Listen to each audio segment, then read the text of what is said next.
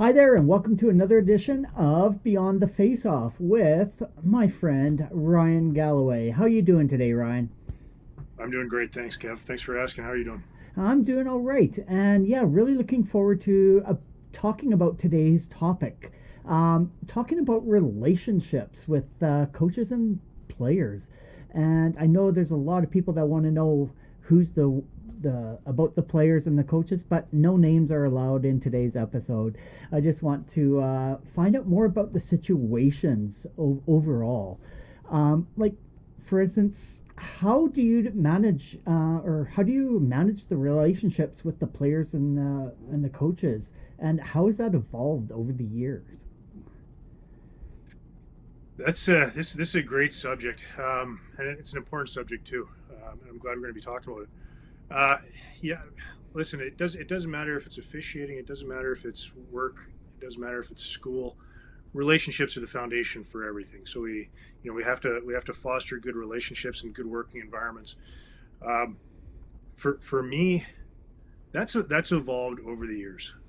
My mindset when I first started was I had to be, the stern guy, the authoritative guy, and couldn't smile out there, couldn't look like I was having fun. In fact, my wife used to make fun of me. She used to say, "Doesn't even look like you're having fun out on the ice." That was just that outward persona that I developed and through through my early years when I turned pro, I realized that probably wasn't the most effective way of fostering relationships and you know being able to develop proper communication with people. So I changed it. I sort of loosened myself up. You can't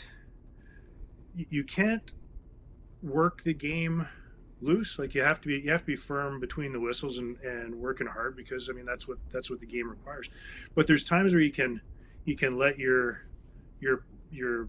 exterior demeanor down and kind of let your personality show through to be able to talk to somebody and not only talk about stuff in the game, but maybe some personal things. And I think the more we talk about, if a player just came back from the Olympics or something, just being able to take 2 seconds and talk to him about that just kind of humanizes the whole thing, humanizes the relationship, puts back into perspective for everybody that, listen, we're all here for the same reason. We all have different roles, but we're all here for the same reason. It's for the love of the game and for the fans, um, and that shows them that you are approachable. You are more than just the robot out there dropping pucks and blowing the whistle. You're part of the game. You're a human being who has you know different things that they're focused on, and to be able to bring that into the game just fosters that relationship of,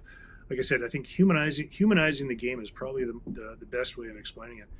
Um, I always took the first time out to try to make eye contact with especially the assistant coaches.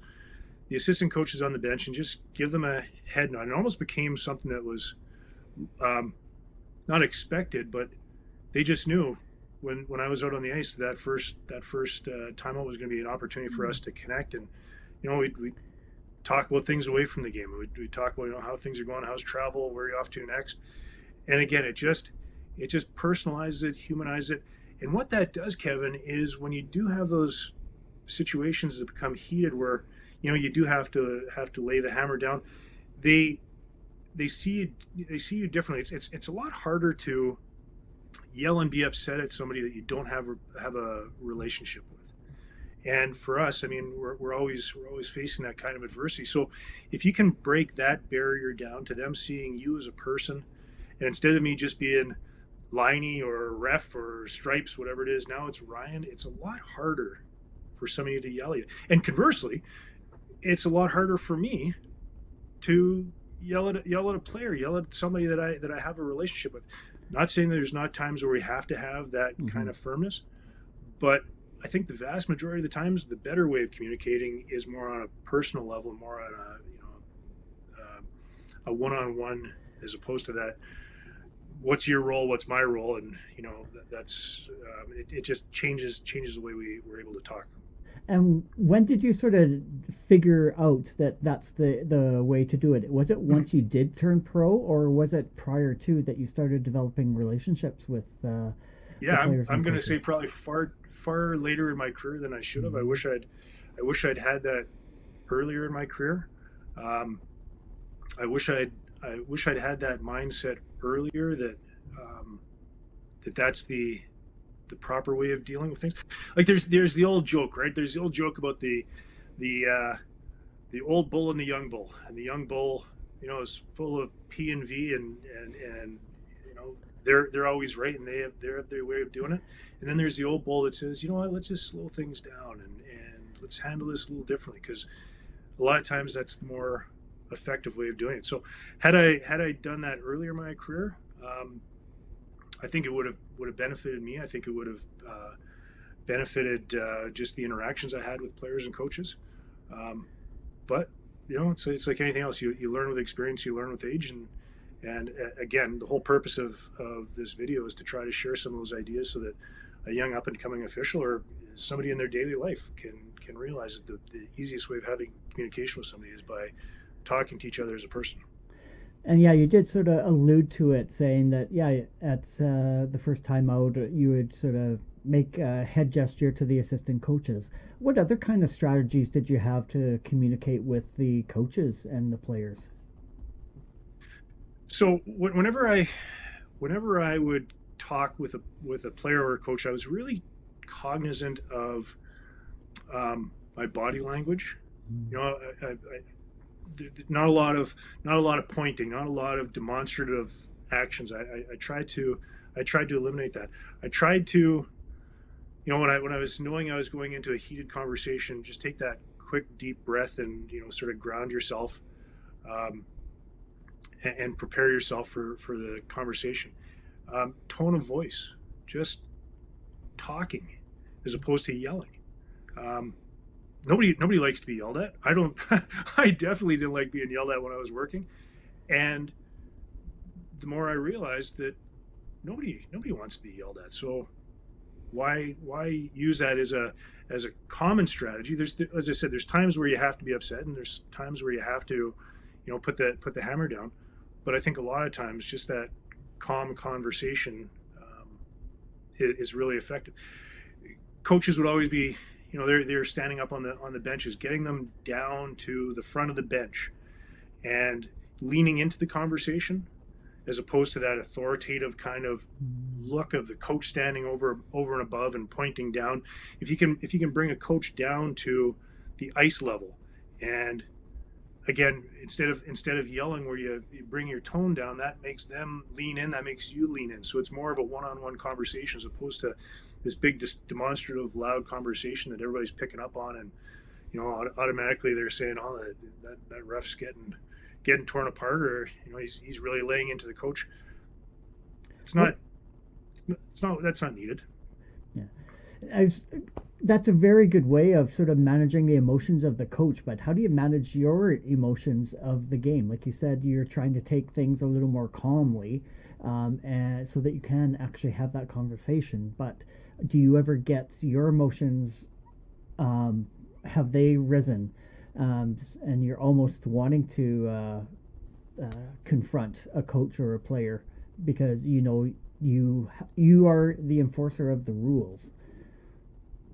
So Yeah, 100%. That happened all the time. There'd be something that happened while the play was on, and the player's yelling as he's going off the ice, or he's yelling at me while he's on the bench. Of kind of mentally preparing yourself for the conversation you're going to have afterwards. And when you go into that conversation, you have to go into it with the idea that you have a message to send. They might not like it. They have a message to send from you. I don't like it, but it's trying to find a way of coming out with a mutual understanding. We might not necessarily have a mutual agreement, but we have a mutual understanding. So being prepared going into it. If it's a specific rules question of a certain play, of going in there into the conversation with having that rule in your mind, and being able to address it as it should be. Now, listen, there were lots of times where I'd have a conversation with somebody and I'd skate away and I'd be, upset with how I handled it. And the next time, the next stoppage, the next break, whatever, the next opportunity of going over and excuse me, and readdressing it and saying, hey, listen, you know what, I didn't handle that the way I should have. I apologize for how I handled it. That's on me. I have to be better. So you own that when you do something wrong. Again, that just humanizes the relationship, and they understand. Listen, it's a heated game, and sometimes we say things that we shouldn't say, or we act in ways that we shouldn't, and it's acknowledging that, and hopefully that fosters a relationship down the road where they understand. Listen, he's a human, and he's upset as much as I am. Yeah, that sort of goes into my next point is like, how much of a role does empathy play in trying to diffuse those types of situations? Like you're saying, you go back after you made the call and talk to the player, so, and making it more of a, like you said, humanize that you're not just a robot out there, but Right. so yeah, how big does empathy play in developing those relationships? The longer I was pro, and the longer I was pro, the more I realized how much pressure players, coaches, management, how much pressure we as officials are under, that you can understand why they may be upset, why they might be, for example, if I'm having to eject a centerman because he's cheating, well, his paycheck's kind of based off of being the one able to take the faceoffs. So to have that understanding of what they're trying to accomplish, trying to take into account sometimes that what they're asking isn't necessarily for the right answer, but more for competitive advantage. Understanding kind of the meaning behind the question, but also understanding the importance of some of the decisions we make on their livelihoods. Conversely, like I said, it's a two-way conversation.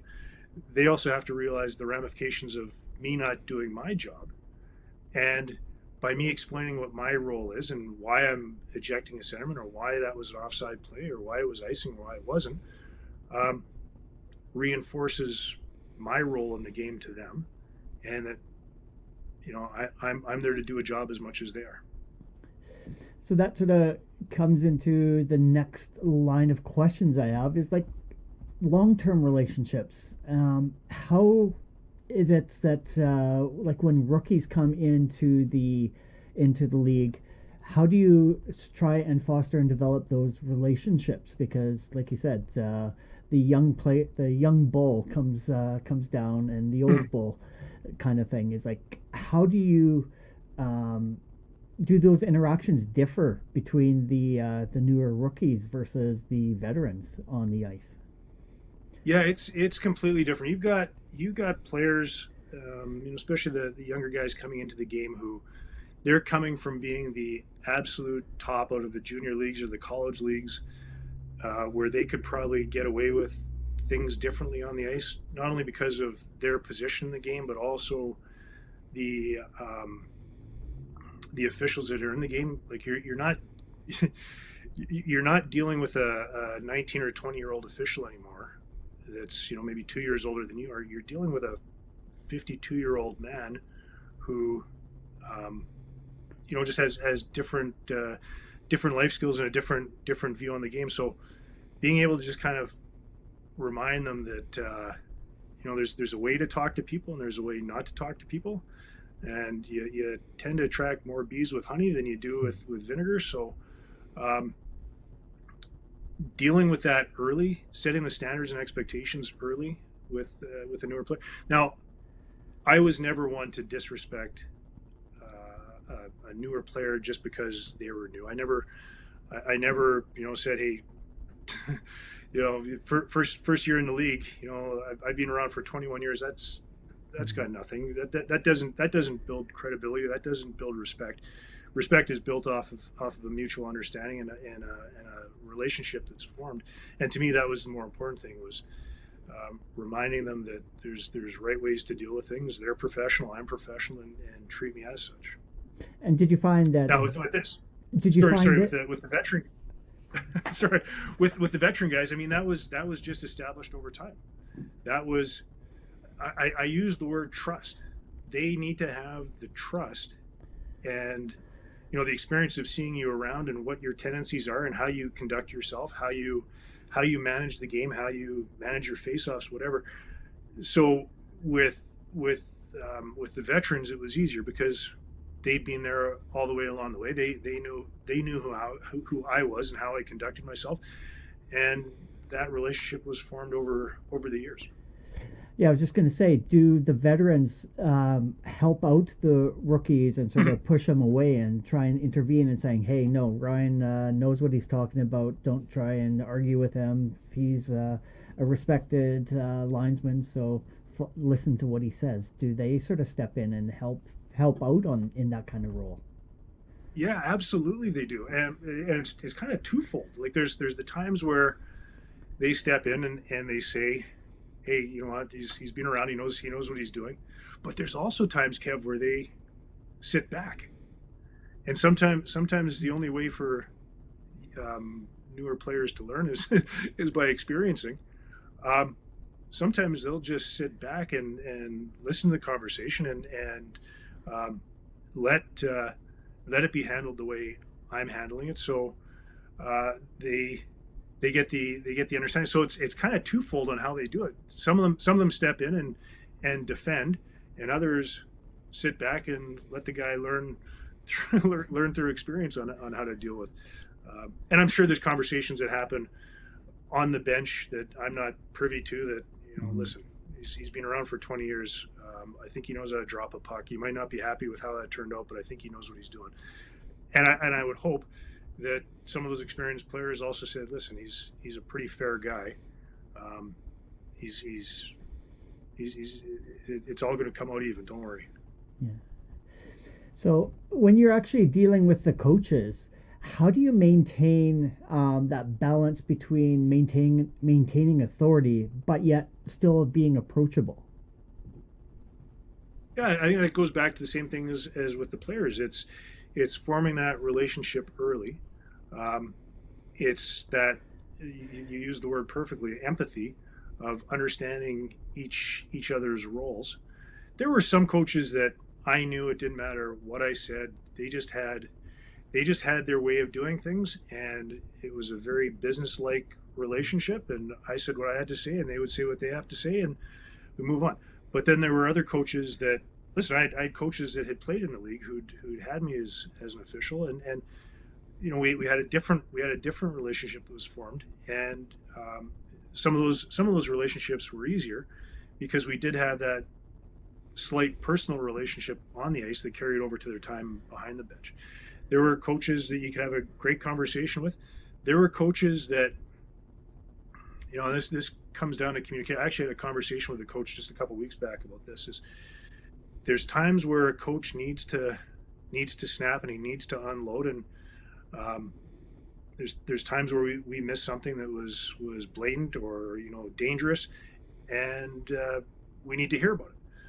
And then there's the coaches that just yell and snap all the time, where you tend to tune them out pretty quickly. It's the coach and the player who never say a word, that when they finally do say something, or not finally, when they do say something, you go, oh geez, maybe we did miss something. Maybe we do need to take a look at that. Maybe we were wrong. So yeah, every coach is different. Every official is different, and it's just figuring out what works best with certain coaches and how to deal with each guy on an individual basis. Yeah, and when you're interacting with these coaches, they're definitely giving you feedback, good or bad. But has there been any feedback that you've received that has changed how you actually handled situations on the ice? Yeah, I remember a time early in my career where the coach was he was asking me a question, and my back got up, and I was yelling, and everything I said I tried to tune out, or tried to take out of my game later on in my career. I was being demonstrative. I was pointing. I was yelling, um, and he just kind of took a step back, put his hands up. He goes, "Whoa, hang on a second. I'm not yelling at you. Why are you yelling at me?" And instantly it snaps you out of it. And to carry that forward, you realize that that's probably not the best way on a routine basis on how to deal with a situation. As I said, nobody likes to be yelled at. Nothing's benefited automatically. If I yell at you, Kevin, you're going to yell at me, and I'm going to yell louder. You're going to yell louder, and nothing gets accomplished except we're both deaf. So, like, what's the point of repeatedly going down the same road if you can learn something that is the better way of handling it? Yeah, no, definitely. And yeah, yeah, I guess this next one is sort of regarding players and coaches. How do you approach relationships where you know the individuals are particularly challenging? Like, do you go up to them sort of as a preventative thing and talk to them before the game, or not before the game, but during one of the breaks before a heated situation occurs? Yeah, like I said before, there's just some coaches and some players that you realize you're going to have to have a little bit different style of communication with. Again, I always tried to not only make eye contact with the assistant coach, because that was the easiest one. They were always down at the end of the bench, but I'd also try to make eye contact with the head coach as well, and just little head nod goes a long way of breaking that ice. Um, but then when you go into the conversation of realizing that you're just going to have to say your part, and they're going to say their part, and we're gonna skate away. We're not going to necessarily come to a mutual agreement, but we're just going to come to the understanding that that's how that relationship is. Um, there were some coaches I had that were a challenge every night, and there were the vast majority of the coaches and players were really easy to deal with. So it's again, that's formed over time. That's formed over years of them seeing you and understand or trusting in you of what you're doing, and that's also of years of seeing them and understanding their tendencies and their involvement in the game and their responsibility to the game. Yeah, and sort of at the very beginning of the game, you're wanting to sort of set the tone of how the game is going to go. So you have developed these relationships with the coaches and the players. So when you get onto the ice, they know what type of game that you're going to be doing. So does that sort of help with the overall flow and fairness of the game? For sure. Again, that huge word trust, the word consistency of there's every play has its own little differences and nuances that have to be taken into account. But if for the most part, if you're doing the same thing repeatedly and they know what to expect, it significantly makes it a lot easier.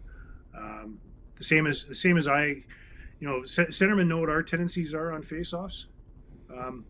I know what their tendencies are too. They might not think that I know what their tendencies are, but understanding each guy how he acts,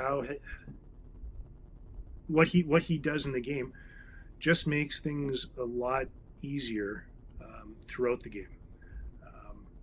Everybody knows what to expect from each other. And do you ever interact with the players or coaches sort of outside of the game? And if so, does that sort of help with the on ice relationships? We don't have a lot of opportunity to spend away from the game with players and coaches. The odd time you might run into them in a hotel, or down in the down underneath the arena when you're warming up. And again, I used to walk around there with a big scowl on my face, like this is my role. I'm the authority, And then I started changing that to, as I'm walking by a player who's warming up, just having a 2 second conversation. How's travel? Everything going well? You know, it just builds that rapport and relationship with them. Um, yeah, you form relationships on the ice with players, more so players than coaches, um, and those go a long way in making the game run a lot smoother. And yeah, why don't we start picking your brain and looking for some advice for some new referees out there? So, what advice would you give to young referees on managing relationships with players and coaches? Well, I think the first thing is understanding each of our roles. Um, there's been I really wish we could get rid of the mindset of it's an us versus them relationship. Like we're all there for the same reason. It doesn't matter if you're a junior or a pro. We're all there for the love of the game. We're all there to make the game better. We're all there for an exciting game. At the pro level, we're there for the fans. So the more that we can work together, the better off the game is as a whole. So my biggest piece of advice to a young official is understanding your role in the game and also understanding what the role of the player and the coaches are. And again, I go back to the word you use, empathizing and understanding that your role as the official is there to make it fair and safe, and their role in the game is to win. And sometimes that's at all costs. So it's by having the confidence in making the calls, by having a good understanding of the rules and procedures so that you can go into conversations with confidence and not arrogance, but confidence, um, and to be able to explain the rules properly when they need to be Mhm. explained. Um, Forming good habits of communication, like some of the things I talked about, of watching body language, of lowering your tone of voice, not swearing, like simple things. Like Mhm. I don't want to be sworn at as an official. So there's no spot for that for an official to swear at a player. Now I'm not saying that the odd swear can't be thrown into a conversation as a as a way to yeah we all swear, we all throw them into the words, but when swearing becomes personal, that's where it crosses the line. Yeah. So to avoid anything like that, um, as I said, body language, tone of voice, bringing coaches down instead of a confrontational posture with a player of arms crossed and pointing and everything else. Have that closer conversation where it's more of a one-on-one, and we're talking as two people as opposed to a ref versus a player. Of just treat people the way you want to be treated, and that goes in all directions. Like, you don't want to be yelled at, don't yell at me, don't swear at me, don't try to show me up, and I will pay you the same respect in reverse. And it's not easy. Listen, it is not easy for a 12-year-old starting official to have to go to an adult who's yelling on the bench, um, and try to calm them down. Like, no, first off, nobody should be in that position. There's no way that forget what our job is in the game. Forget that we're the referee. There's no place on earth that an adult yelling at a child in this day and age is allowed. So to put a 12-year-old in that position, I think we all need to be better to not let that happen. But yeah, it doesn't matter what age you are as an official. Just treat each other out on the ice with the same respect and courtesy that you expect in reverse. So, how has your relationships with players and coaches contributed to your growth as a ref and linesman as well as a person? The greatest thing about officiating that I've taken from it, aside from a career that's provided incredible opportunities, is the life skills that came along with it. the how to deal with people, how to deal with adversity. If I go into a store and I'm not happy, or if I go into a restaurant and I'm not happy with the service, like, there's no use yelling and screaming. That doesn't benefit. Um, there's times where you have to, be firm in what you're going for, but there's proper ways of communicating. There's proper ways of dealing with people, and I think that's one of the biggest skills that I've taken from the game in my role as an official is those on ice skills that became real life skills. So, in 1 minute or less, how if you wanted to summarize your approach to relationships in a few sentences, what would it be? Yeah, I go back to what I just said. It's treating people with the same respect and dignity that you want for yourself. If you walk away from a conversation and can flip it around and say, if that guy talked to me that way, what would I how would I be handling it? If you walk away from that going, that's not how I'd want to be treated, then you probably need to adjust how you go into those kind of situations. All right. Well, thank you so much, Ryan, about talking about relationships on the ice and sort of off the ice as well, with the players and coaches. I'm sure a lot of our listeners and viewers have learned a lot, and hopefully some of this advice for the new referees and linesmen coming up in the league will take to heart, and hopefully you will have taught them so. Um, but now we have actually a new segment we're just going to be introducing. So now it is time for.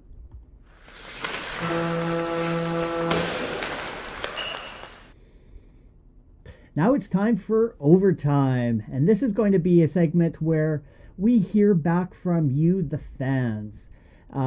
We always like to engage our audience. So we have a couple of comments that we're going to read to Ryan and have him respond to. So looking forward to this. Yeah, And thanks, Kev. I'm nervous with the graphics, and now I'm really nervous that you're setting me up here. But listen, I look forward to it, and I think this is great. I encourage anybody who has a question, please don't hesitate to ask. yeah, definitely either send us a direct message or leave a comment on the video, and we will pull them out and read them on the following episode. So, first question. Um, Officials are human, so mistakes like erroneously calling a penalty can happen. Is there a sensitivity toward an evening out a call or ignoring a subsequent flagrant violation, as I have heard broadcast announcers suggest might happen?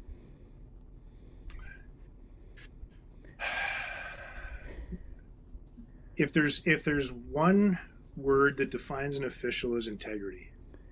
Um, if you have no integrity, it's very difficult to do this job. For me to make up a call or overlook the next call because of a mistake I made does not solve the issue. It just snowballs the issue. Um, there's been many times where I wish I could put the air back in the whistle and put my arm back down, but the call is made, right or wrong, and we have to live with it. If I got in the mindset as an official of trying to even something up because of a previous call, um, it detracts from my ability to stay focused on the game where it is, and it doesn't fix anything. It doesn't solve anything. It makes it worse because um, a lot of times the second call that might be the makeup might be worse than the first one, which again exposes us and really begins to question our integrity. So, do I think it happens? I'm not naive enough to say it doesn't. Do I think it's a conscious mindset of an official? I'd be hard pressed to say that would be the case. Okay. No, very good answer. And then question number 2. This is come from at Rhonda Galloway 5051 on our Oh, one of jeez. our YouTube videos. So I have no idea who this is. had he not made a career of this, what would he have done instead? That's question number 1. Oh, what would I have done instead? And actually, Well, I'll give you. I'll give you question number 2 to think about because it may be the same answer. It says, or what would have been another dream job? Yes, that is 2 totally different questions. Yeah. What would I have done?